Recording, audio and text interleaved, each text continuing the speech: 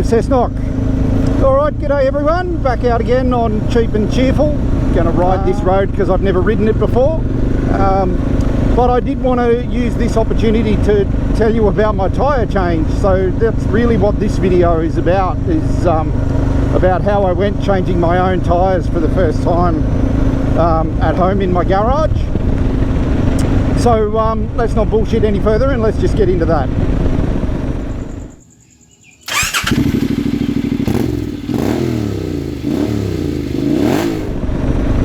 So I'll put a few pictures up that I took while I was doing it. I didn't film it because I just had enough to do trying to figure out what I was doing without worrying about cameras and that sort of stuff. If I ever do another tyre change, which obviously I will, I'll film that and talk through that as I do it.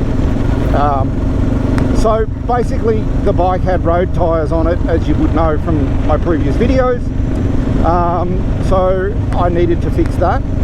I did have experience with Dunlop 605s on my DR650, and look, they are perfectly adequate for me to run around on the road and just ride roads like this, and you know, they're perfectly fine for me and the riding that I do. Holy shit, is it nice in here or what?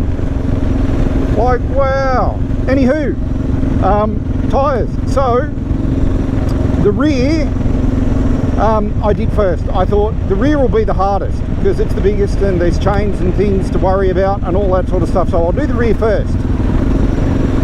So I got the rear wheel out of the bike, no problems at all, easily done. I broke the bead again without too many dramas, just using tyre levers and kneeling on it and pressing and carrying on. Broke the bead, not too many dramas at all. Wow. And then I got the tyre off the rim, and we were good to go. It did have a rim lock in it, which I found really difficult to work with, and I don't need a rim lock, I don't reckon, in the rim. So I took that out and plugged up the hole, and so rim lock's gone. I got the rear tyre seated on the rim on one side. I got the tube in with 3 tyre levers and a tyre spoon. 2 tyre levers and a spoon with a nut on with a spanner on the end for undoing the wheel nut, which you'll see in the photos. I was able to put the tyre on, no problems whatsoever, straight on.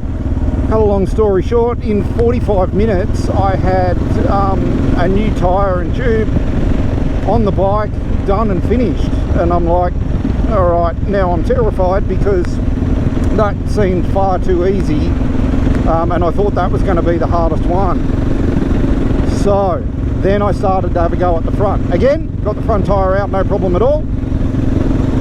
Got the front wheel out of the bike, no problem at all. I was careful with the speedo gearing and that sort of stuff and looked after that. I got the bead broken again with the tyre levers and leaning on it, no problem at all. New tyre halfway on the rim, tube in, and that's where my trouble started. My God, it's gorgeous in here. Far out. And that's where my trouble started. I pinched 2 tubes and flattened them, and I thought, okay, I'm clearly doing something wrong here.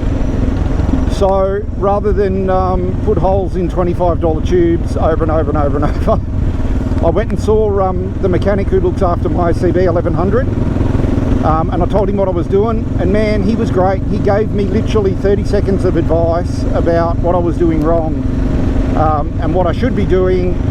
I went back home and I got the tyre on the rim in literally 2 minutes, and I had the front wheel back in the bike,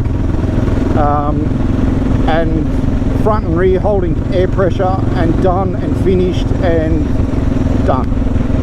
So what was I doing wrong? I put the front tube in and put the one thing that was really hard was getting the valve. That was a leaf. I didn't know what the hell that was coming at me then. I couldn't get the valve through the rim because the rim tape had been like crossed up and stuff, and was just pretty much worn out. So the next time I should have got some new rim tape for it. I didn't. It seems okay, but next time I change the tyres, I'll put new rim tape in both rims. So every time I tried to put the valve in, the friggin' rim tape would move and go over the hole, and I couldn't get the valve in. There's a little kangaroo. But I eventually worked that out, and after much sweating and carrying on, I got it done. But the thing I was doing wrong was I got the valve through, and then I was doing the nut up on the valve really tight and holding the tube against the rim, because I thought that'll stop the tube moving while I'm putting the tyre on, because that was just my line of thought. My mechanic said, mate, that's completely the wrong way to do it. Just put the valve through a little bit and put the nut on just a couple of turns, and then push the tube back away from the rim.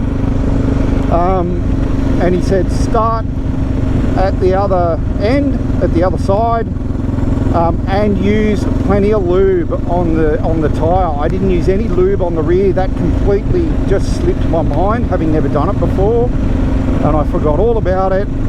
I didn't try and use lube on the front tyre, and that was part of the problem as well. Once I sprayed some soapy water on it, I put the tyre on the rim and just leant on it with my knees and my hands, and I got half the tyre over the rim just by doing that, without even using a spoon or a tyre lever. So I got the tyre on super easy after that. I did the valve nut up, I pumped it up full of air, the beads seated, no problems whatsoever. I did have to bounce it a couple of times just to get the last little bit of bead set, because I've got a really old air compressor that doesn't pump a lot of air anymore, but it did the job. And yeah, so I got the tyres seated on, done. Back on the bike, I rode it around close to home for about an hour and a half, just to see how things were going to go. Out on gee, that's nice down in there, isn't it? Out on this ride, I've been checking my tyre pressures and stuff, and they're holding pressure, no problem at all, and everything seems good. I'm reasonably happy with the tyres. They're not chunky off-road tyres, they're 50/50 tyres, because I ride so much dirt all the time. I mean, so much tar all the time. But they're good enough for me for the time being, and if I ever require some proper skills, I'll put D606s on.